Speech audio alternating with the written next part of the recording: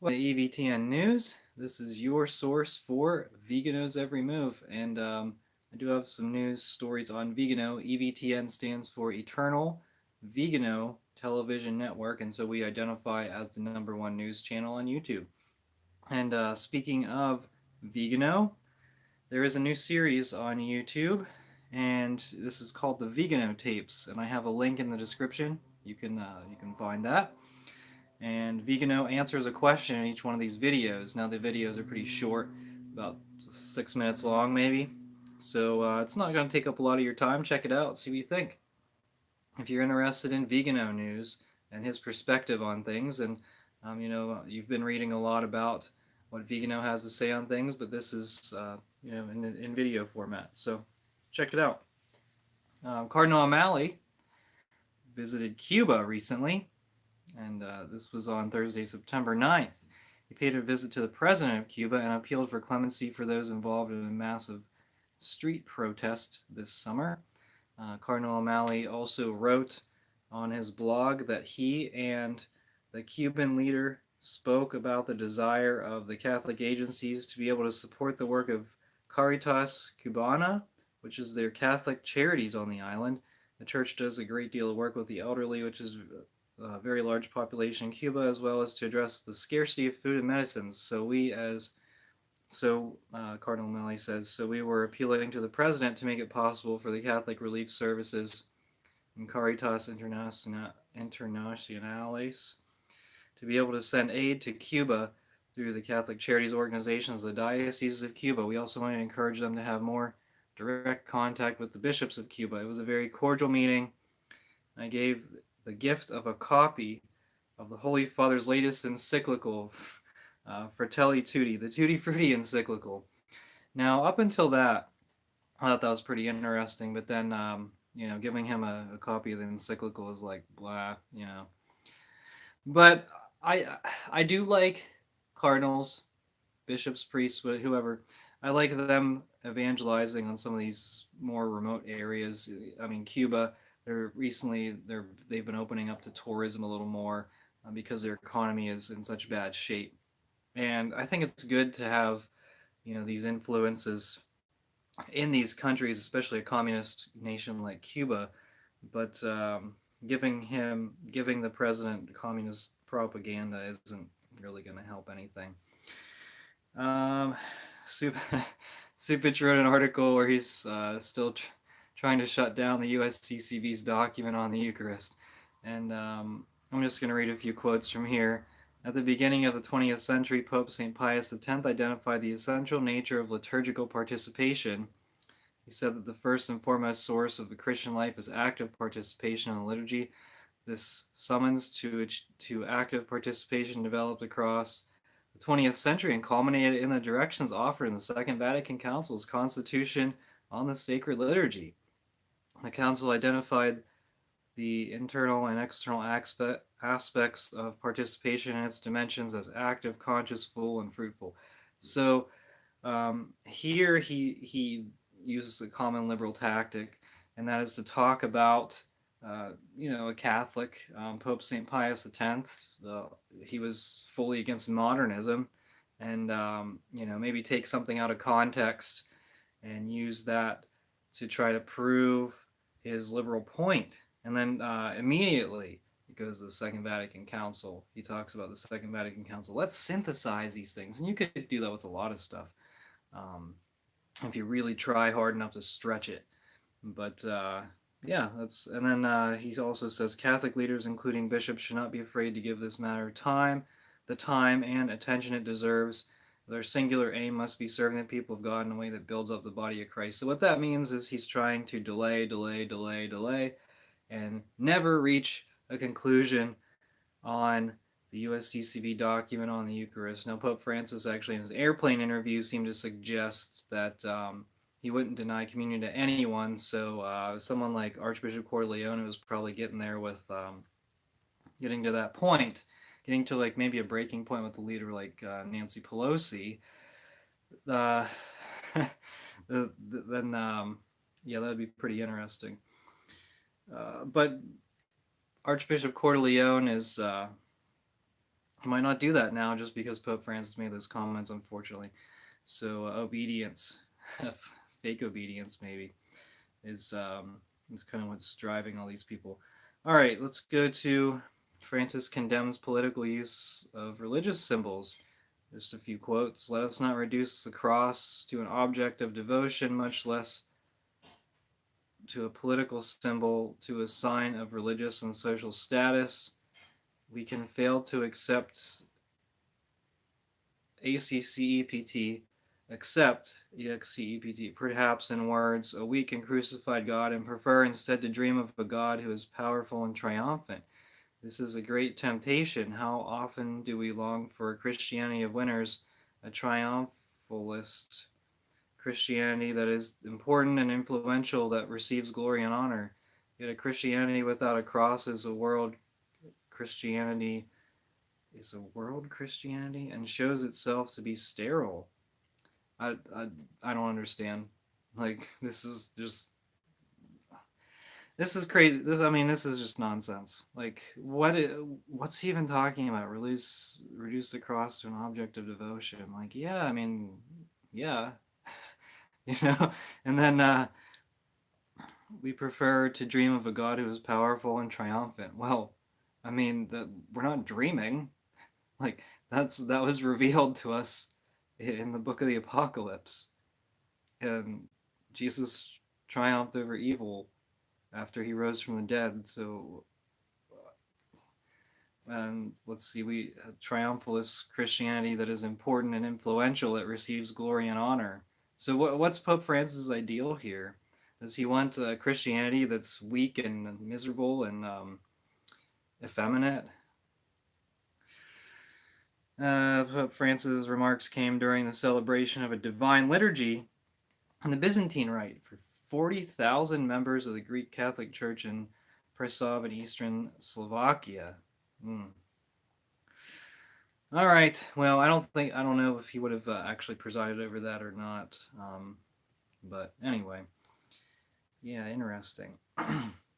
So we have Liverpool Archbishop. His name is Bishop Malcolm McMahon, OP. That means he's a Dominican. Dominicans have a reputation being pretty solid, and in the writings of St. Thomas Aquinas. He's the Archbishop of Liverpool in England, and he wrote about the Pope's motu proprio restricting the Latin Mass. He said, I've kept my head down during the recent liturgical controversy, but some of you may have noticed that Pope Francis put in new restrictions on the celebration of Holy Mass, according to the rites which were used before the reforms of Vatican II. However, I am sure the Pope's motu proprio will have passed most people by, and they will wonder what all the fuss is about. It is true that there is a small number of Catholics who are devoted to the, quote, Old Mass. In Warrington, we are fortunate to have the priestly fraternity of St. Peter, which was founded by Pope St. John Paul II. They conduct their liturgy according to the preconciliar rites and offer pastoral care to those Catholics who choose that way of worship. One thing that annoyed many Catholics is that those devoted to the old ways of worship often describe themselves as, quote, traditional. I think that they have hijacked the word for their own use. Pope Francis has reclaimed the word tradition, clearly stating that the bishops are the guardians of tradition. Tradition has a particular meaning in theology. It refers to St. Paul when he says that he passes on to us what he has received. In other words, tradition is a living concept, not something stuck in the past. The Mass which I celebrate daily is the one I received from Pope St. Paul VI and Pope St. John Paul II, and therefore is the traditional Mass. The point I am making is more than simple semantics. It is about the very life of the Church itself. So the Latin Mass Catholics annoy this Archbishop, and he's basically using the Bishop Barron claim. Oh, I'm a traditionalist because I like Vatican II. No, can you tell me what's traditional about the Novus Ordo, please? And this isn't a valid explanation. And by referring to St. Paul, St. Paul had certain ideas about LMNOP. He had certain ideas about worthy reception of the Eucharist. are you gonna quote him on those things too? Oh, he also had certain ideas about women preaching in church, or not even preaching, just speaking in church. Are you gonna quote him on that too? No, and it's a disappointment. But one one thing that annoys me about this archbishop is that yeah, one thing that annoys me is that those devoted to the new ways of worship describes themselves as traditional. That's one thing that annoys me. And Pope Francis rehabilitated Bishop Robert Bizak of Slovakia. I think I talked about this in a video a few weeks ago. Bishop Robert Bizak, he was deposed by Pope Benedict XVI in 2012. The Apostolic Nunciature informed the Slovak episcopate, and Bizak was among the bishops who concelebrated at the Pope's final Mass on Slovak soil just this past week. And there was widespread belief that Bizak frequented openly LMNOP gyms and saunas, but not only that. As a bishop, he was also held responsible for having contributed to the formation of a network of LMNOP priests, which is probably why Benedict removed him. And yeah, so he concelebrated, and I think he met with Pope Francis recently too, if this is the guy that I'm thinking of. So Francis had him concelebrate with these bishops of Slovakia, even though he was sort of kind of under canonical censure, suspended, deposed, whatever you want to call it. But Francis rehabilitated him. It's kind of seems like it's par for the course, unfortunately. We move back to the U.S. here. Bishop Kevin Sweeney of Paterson, New Jersey, wrote to clerics of his diocese Tuesday to strongly encourage their jabs. Non-medical exemptions, he said, will be minimal, and there may be discussion of whether unjabbed priests can remain in active ministry. And I just want to take a few seconds here that I've been saying this for a while, myself and Ryan both. And we've been saying, if you're a priest, then, and you have a bishop like this, you really need to consider taking a sabbatical and looking for either a different diocese or a religious order that will support you in your pursuit of the Catholic faith. It's not heroic to stay under a bad bishop. It's just going to make you go crazy. I mean, that's unfortunately how it's going to be. We talk about, and there are a few priests out there who have committed suicide. I'm just going to say that up front. So, I mean, why would you stay around? Your mental health is at risk. And it's not something like mental health isn't something that people it just happens to people because they're crazy. No, it's something that could happen over time where you just get more and more beaten down. And then, you just, they send you to the loony bin. They send you to the St. Luke's or one of those places. And I mean, what's it like? How's it helping your spiritual life with horrific superior? You need to leave. You need to do something, and you don't have to quit being a priest. There's no reason to do that. You can transfer to a religious order. If your priest tells you not to, then you got to quit. That's just how it is. And I'm not discouraging, priests from staying priests. That's not what I'm trying to do. But I'm saying, like, you got to do what's best for you. You got to look out for yourself, and then you can reach out to a lot of people by joining one of these alternative orders, religious orders, as opposed to a diocese under a horrible bishop who's just going to has no interest in your spiritual life. This is very obvious. So a lot of these bishops, they have no interest in your spiritual life. So just some thoughts there. Now the pillar, they discovered that Father Altman purchased a house within the geographical boundaries of the Diocese of La Crosse, Wisconsin. So as a condition of his, that he would receive, a salary from the diocese, he had to stay within the geographical boundaries of the Diocese of La Crosse, and so he did. He purchased a home in Wisconsin. It's situated on an acre-sized lot. He bought a 3-bedroom house for $290,000, which was $21,000 more than its listed asking price. So I mean, I haven't bought a house recently. If any of you have been looking at house prices recently, that seems like it's pretty typical.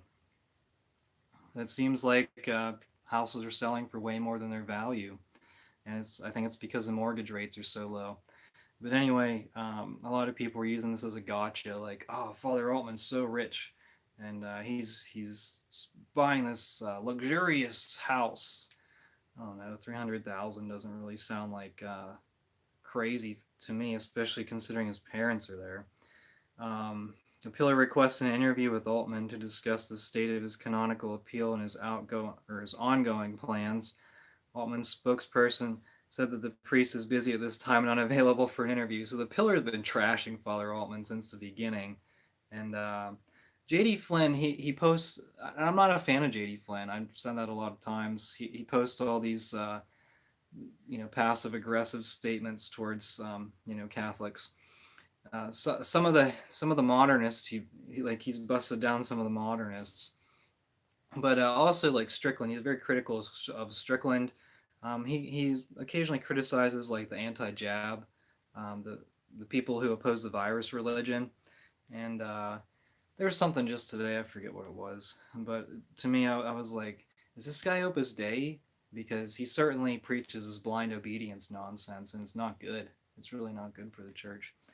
Um, so, okay, you remember. Well, let me just read this. Pope Francis rejected the resignation of Hamburg, Germany's Archbishop Stefan Hesse on Wednesday. Hesse offered to step down in March after he was accused of mishandling abuse allegations of the Diocese of Cologne, as in an independent report. So I looked up sort of his background. He's a big fan of eco-theology, LMNOP, and women's ordination. So would that make him a heretic? I don't know, but it's not bad enough for Francis. And so think about this. This bishop offered to step down after he was, accused of mishandling claims. And does that remind you of another German bishop? What about Cardinal Marx? And what are the chances that this was coordinated as well with the Vatican? All right, so that's all I'll say about that, but it's something to think about. How many German bishops, the bad guys, the ones that promote all this German synodal path stuff, how many of them are going to offer to step down humbly? It's really humble for them to offer to step down. There's so much humility, and Pope Francis is so merciful for saying, no, you should stay here. Yeah, it's theater. Um, so there's a student who was expelled from a Jesuit high school for opposing Marxism. So the high school is actually called Jesuit High School. It's in Sacramento, California, an all-boys preparatory institution founded in 1963. Currently has more than 1,000 students. The Summer Latino family sued the school, alleging that their son's civil rights had been violated when he was expelled for questioning critical race theory. Right. So that's typical of the Jesuits. So first off, I guess they can sue the school. Why would they want their kid to go to a Jesuit high school? Like, what kind of Catholic? All right, anyway. Uh, no judgment here, but why would anyone want to send their kid to a Jesuit school? And there's absolutely no excuse for that. I mean, you might as well send them to like a Hindu school or a pagan school. Pope Francis talks about the Synod of Surprises. He says the upcoming Synod on Synodality, prepare to be surprised and prepare for surprises. I don't think I would be surprised, quite honestly. What's going to be surprising? Women's ordination, communion for Protestants. I mean, we pretty much expect a lot of that stuff now from the Vatican. So I don't know, unless there's going to be another pagan idol introduced at the synod. Maybe that would be a little surprising, but it wouldn't because we already had Pachamama. So prepare to be surprised. Are you going to be surprised if this stuff happens? I don't know. Oh, rotten bishop. And I don't want to spend too much time on this specific story, but you'll probably hear about it in some of the other channels. There was a jab passport that was required for Mass in New Brunswick, Canada. Bishop Valerie Vinayou, Bishop of Moncton in New Brunswick, required jab passports for entry to Mass. And so, how many priests are going to go along with this? The lay people are going to have to find an alternative. And I believe there's an independent chapel, not under the diocese. I don't think it's SSPX, but you really, I mean, where are you going to find your Catholic faith? Where are you going to find the Mass if they ban you from Mass, you know? Now, in a lot of places, I don't think this is going to be the standard. I don't think so. Some people do. And if it is, I'm not worried about it. I mean, you know, we have options. Not every priest is going to obey this. They shouldn't. And even if you have like 5 or 10 priests from a diocese resist, that's pretty significant. They're not going to get rid of all of them.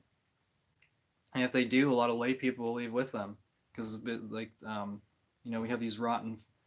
If the bishop's that rotten and faithless, that's what's going to happen. This bishop, what's the deal?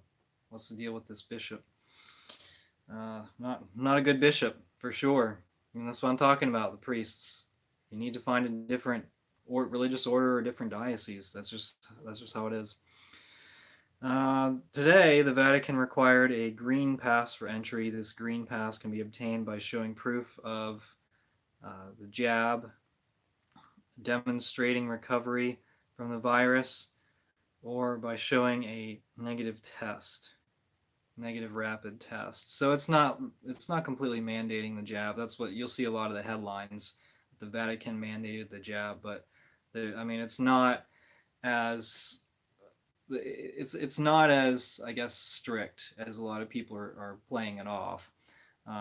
It's not as strict as what they're going to tell you on the mainstream sites or even the mainstream Catholic sites. The headlines are going to be kind of, what did you call it, sensationalist, for dare I say clickbait, because it's not completely true. Now, it could be the first step in a process where they end up banning the unjabbed. It's possible, but this doesn't actually ban the unjabbed. So, you know, consider that information. And I try to be objective. Obviously, I'm biased in certain ways, but you know, I tried my best to be objective on this stuff.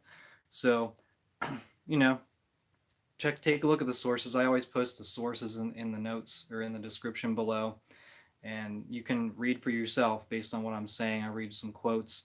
You can read the full article. Go to Canon 212. Check out what he links. It's good stuff. Okay. And finally, this is great. Now, bear with me here. This is pretty hilarious. The National Catholic Distorter promoted pagan idolatry. So this was a student who, okay. So he says, I wanted to visit a Hindu temple. Let me see. Okay. I wanted to visit a Hindu temple to observe a puja, a Hindu ceremony, a ceremony for an assignment as a graduate seminar called Spiritual Paths and World Religions at the Institute of Pastoral Studies on Loyola University, Chicago. Well, there you go. I believe that's where the Horan of Babylon, Father Dan Horan, works. He's awful. He's a Franciscan. He's not even a Jesuit, but he might as well be. I wondered what it would be like to immerse myself in this non-Christian worship ritual, to experience its sights and sounds and smells, but caution about the virus held me back. So I contented myself with an online visit to the Hindu Temple Society of North America, just like live stream mass, you know? Stay home, and home is the holy place. You know, we don't need to go to mass. We can just watch it on YouTube. Anyway, I watch and listen. Although I can't understand the language, I find its tone uplifting. Really? I wonder what his opinion of the Latin Mass is. We can't understand it, right? Because it's in a language we don't understand.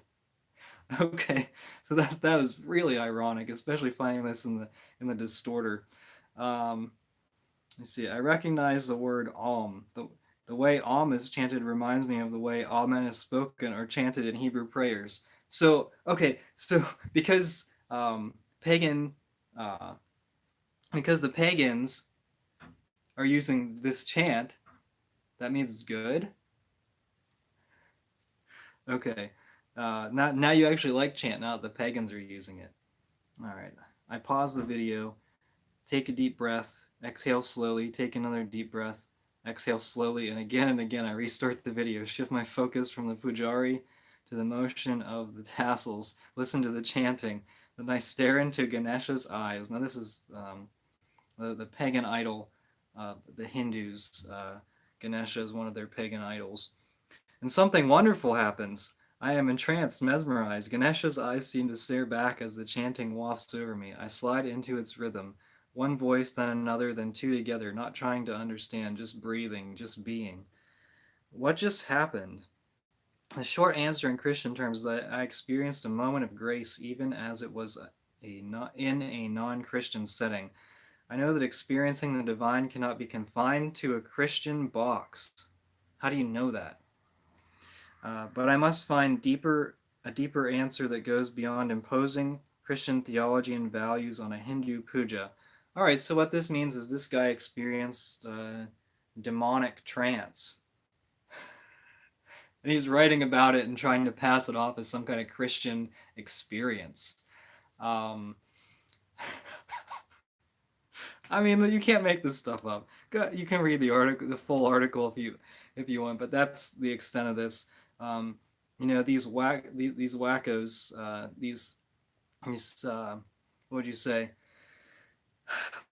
I don't know what to call them, but this guy studying in a Jesuit university, he he's looking for a spiritual experience, but he doesn't want it to be Catholic, and he has a spiritual experience. Not really; it's probably a demonic experience, and it's I don't even know what to say. I mean, this is typical of the Jesuits. Anything but Catholicism for the Jesuits. Yeah, Patty says it sounds like one real sick puppy. Yeah, that's right. That's right. Aborted babies are not medicine. Okay, and there is a Planned Parenthood ad under you. Well, that's kind of crazy. They're not really going to get much business from this channel, I'll tell you that. So anyway, all right, this is all I have to say. So this has been EVTN News, and this has been a long EVTN, but a lot of good stuff to show you. So thank you so much for watching, everyone. We are the laity, and we will not be silent.